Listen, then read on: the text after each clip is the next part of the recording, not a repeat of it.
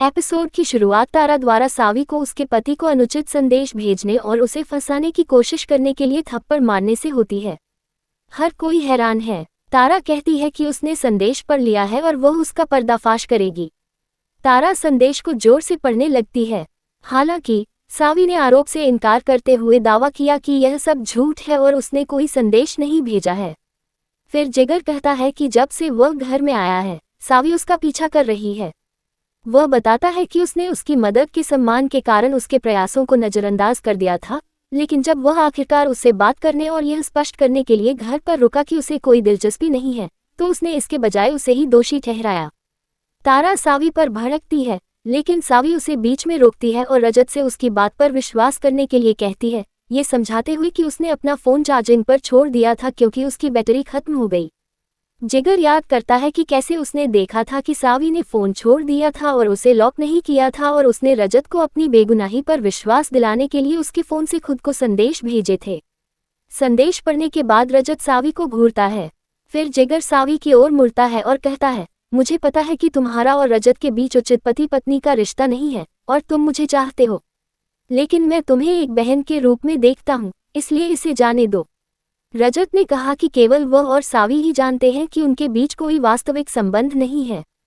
तारा सावी पर आरोप लगाना जारी रखती है, उस पर अपने पति को चुराने की कोशिश करने का आरोप लगाती है।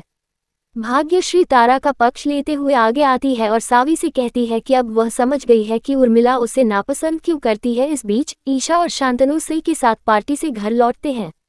उन्हें आश्चर्य होता है कि सावी पार्टी में क्यों नहीं आए और मिलिंद बीच में ही क्यों चला गया।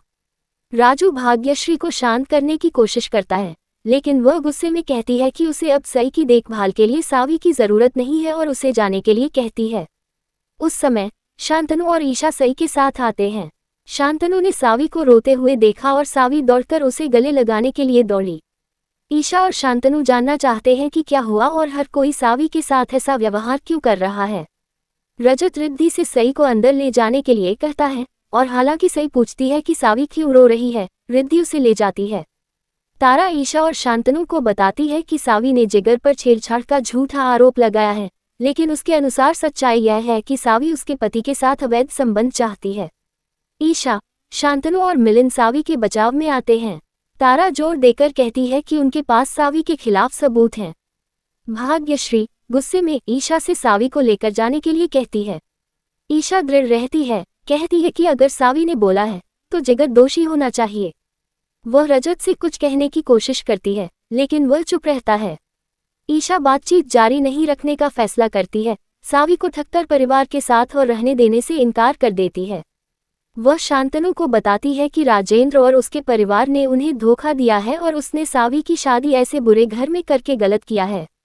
ईशा घोषणा करती है कि सावी अब से उसके साथ रहेगा और सावी को घर ले जाती है।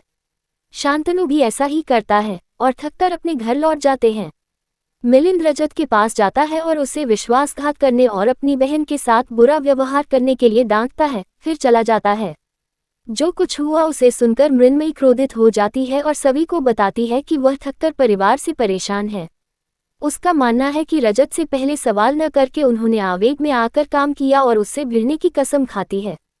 मिलिंद बीच में आता है और उसे शांत रहने की सलाह देता है। वह स्वीकार करता है कि रजत की हरकतें गलत थीं, लेकिन मृण्मयी से रजत को अपनी गलतियों का एहसास करने के लिए कुछ समय देने के लिए कहता है। मिलिंद सभी को आश्वस्त करता है कि वे उस पर भरोसा करते हैं और उसे आराम करने के लिए कहता है। फिर वह ये कहकर माफ़ी मांगता है कि उसे हरिणी का फ़ोन आया है। ईशा उसे जाने के लिए धन्यवाद देती है। तभी अमन अहाना के लिए सूप लेकर आता है। मृण्मयी उसे बताती है कि अहाना सो गई है और गुस्से में उस पर उसकी और सभी दोनों की जिंदगी बर्बाद करने का आरोप लगाती है। अमन भ्रमित होकर पूछता है कि उसका क्या मतलब है। कॉमिंग स्त्री आशिका साई को सावी से मिलने से रोकती है और कहती है कि वह अपनी बेटी को एक चरित्र